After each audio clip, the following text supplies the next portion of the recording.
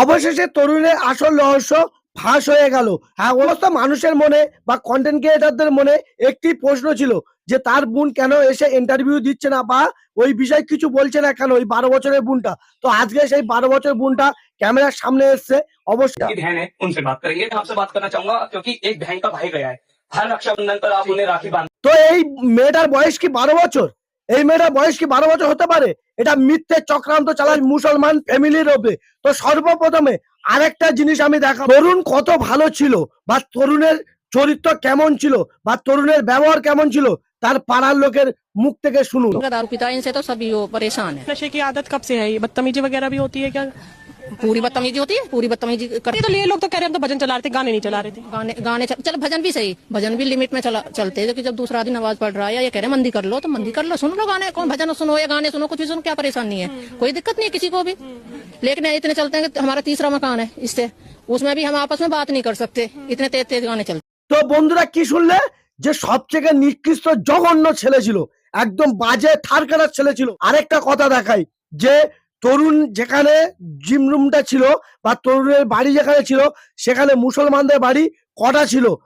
তরুণের মা কি বলছে দেখুন, আর তরুণের জেঠিমা কি বলছে শুনুন একটু। मुसलमानों के घर कितने हैं? तीन चार घर है, 10 घर है, 10 घर है। एक ही हो गया तो बगल में इधर भी है, इधर भी बीच में इकट्ठे कोने पे हो गया।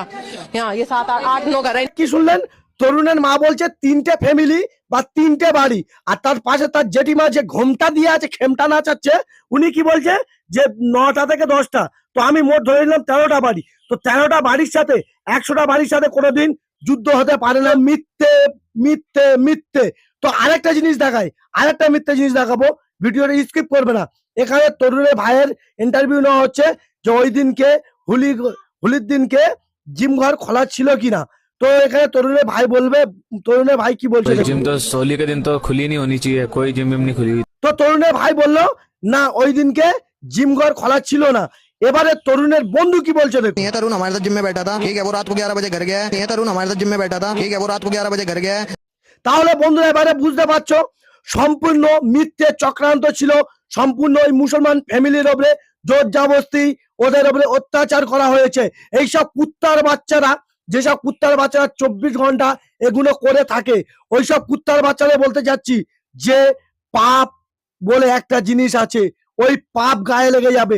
যেমন তরুণে লেগে গিয়েছিল, যেমন কর্ম তেমন ফল। একটা কথা আছে, যে মেরেছে অবশ্যই অন্যায় করেছে, 100 বার অন্যায় করেছে। আমাদের দেশের মধ্যে আইন আছে, প্রশাসন আছে, তারাই ব্যবস্থা নিতে পারতো। দিল্লির পুলিশের কাছে হাত জোড় করে অনুরোধ করছি যে আমার এই মুসলিম ভাইদের উপরে যে অত্যাচার হয়েছে, সেই অত্যাচারের ফল যেন আমার মুসলিম ভাইয়েরা পায়। কারণ মিথ্যে কথায় দেশ চলে না, সত্য কথায় দেশ চলে। সেই কথা আজ মনে করে দিতে চাই, ভারতের সংবিধানের কথা। অবশ্যই আইন প্রশাসন যেটা সঠিক সেটা করবেন, অবশ্যই এটা করা উচিত। সর্বশেষ এইটাই বলতে চাই, ভিডিওটি প্রচুর পরিমাণে শেয়ার করুন। জয় বাংলা, জয় ভারত, জয় সংবিধান।